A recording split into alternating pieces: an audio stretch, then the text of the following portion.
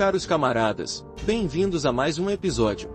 Neste vídeo, falaremos sobre o plano britânico e francês envolvendo o destacamento de uma força de paz europeia na Ucrânia, com o objetivo declarado de garantir que a Rússia não volte a atacar no futuro. No entanto, Moscou rejeita essa iniciativa, alegando que tal medida serviria apenas para consolidar a influência ocidental na região.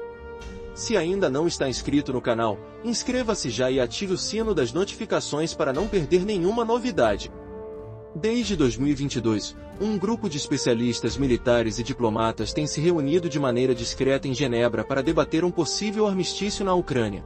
A ideia inicial era apenas especulativa, mas com o tempo e a evolução do conflito, a necessidade de uma abordagem estruturada para um cessar-fogo se tornou evidente. Recentemente, esse grupo tornou seu trabalho público, publicando um documento de 30 páginas detalhando como uma missão de paz poderia ser organizada após o fim das hostilidades. O estudo foi financiado por um grupo ligado ao governo suíço e serviu como um dos primeiros modelos concretos para uma trégua duradoura entre as partes, sendo agora utilizado como base para a proposta franco-britânica. O objetivo seria evitar novos avanços russos e monitorar um cessar-fogo, um desafio complexo em um conflito com uma linha de frente tão extensa e altamente militarizada. Tréguas anteriores, como o Acordo de Minsk de 2015, fracassaram devido à dificuldade de verificar o cumprimento dos termos. Sem uma força de paz independente, o monitoramento era ineficaz e não havia um mecanismo real para punir violações, permitindo que os combates esporádicos corroessem a confiança entre as partes e inviabilizassem soluções diplomáticas. Desta vez, o estudo propõe uma estrutura mais robusta para evitar esses erros. A proposta inclui a criação de uma zona desmilitarizada de pelo menos 10 km de largura entre as forças russas e ucranianas, patrulhada por cerca de 5.000 civis e policiais para supervisionar o cumprimento do cessar-fogo. Para garantir a segurança dessas equipes, entre 20 e 30 mil soldados europeus seriam destacados para a região, formando uma força de interposição. Essa missão operaria sob o mandato de uma organização internacional, possivelmente liderada pela França e pelo Reino Unido.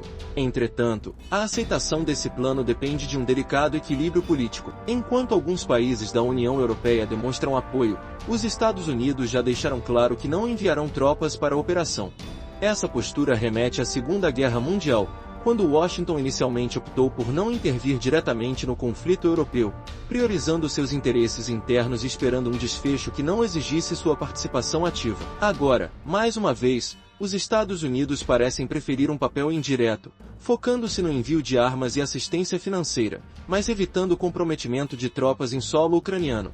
O presidente Trump vem adotando medidas altamente penalizadoras para a Ucrânia, incluindo o corte total no fornecimento de armas e munições, algo que, caso se prolongue, afetará gravemente a capacidade ucraniana de operar sistemas de defesa avançados, como os Patriots e os HIMARS. Além disso, Trump também bloqueou o compartilhamento de dados de inteligência, dificultando a preparação da Ucrânia contra ataques russos. Para garantir o cumprimento do cessar-fogo, o estudo propõe um monitoramento constante por meio de drones, sensores em balões aerostáticos e boias no Mar Negro, permitindo uma maior transparência do processo e reduzindo o risco de confrontos acidentais. A principal dúvida sobre qualquer acordo de cessar-fogo é a sua viabilidade. O Ocidente acusa Putin de um longo histórico de descumprimento de tratados internacionais, enquanto Moscou alega que tais acordos são frequentemente utilizados como pretexto para expandir a presença da OTAN na região, aumentando a pressão sobre a Rússia. É compreensível que o Kremlin veja com desconfiança a presença de tropas estrangeiras em uma área tão sensível, ainda mais considerando que uma das justificativas para a intervenção russa na Ucrânia foi exatamente o avanço da OTAN para leste. Para Moscou, a presença de uma força europeia na Ucrânia consolidaria ainda mais a influência ocidental na região, algo que o Kremlin tenta evitar desde o colapso da União Soviética. Além disso, permitir tropas estrangeiras em solo ucraniano poderia ser visto como um reconhecimento de que a Ucrânia tem o direito de atuar de forma independente, sem interferência russa, o que contradiz a narrativa oficial do Kremlin de que a Ucrânia faz parte de sua esfera histórica de influência. Por fim, a presença dessas tropas limitaria as possibilidades militares russas no futuro, impedindo uma eventual retomada de territórios caso Moscou assim decidisse.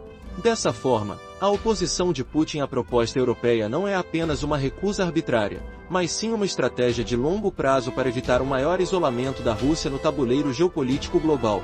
Isso reforça a percepção de que qualquer acordo de paz dependerá não apenas de garantias militares, mas também de um novo equilíbrio político entre o Ocidente e Moscou. E você, o que acha dessa proposta europeia? Deixe sua opinião nos comentários. E se ainda não está inscrito no canal, inscreva-se já e ative o sino das notificações para não perder nenhuma novidade.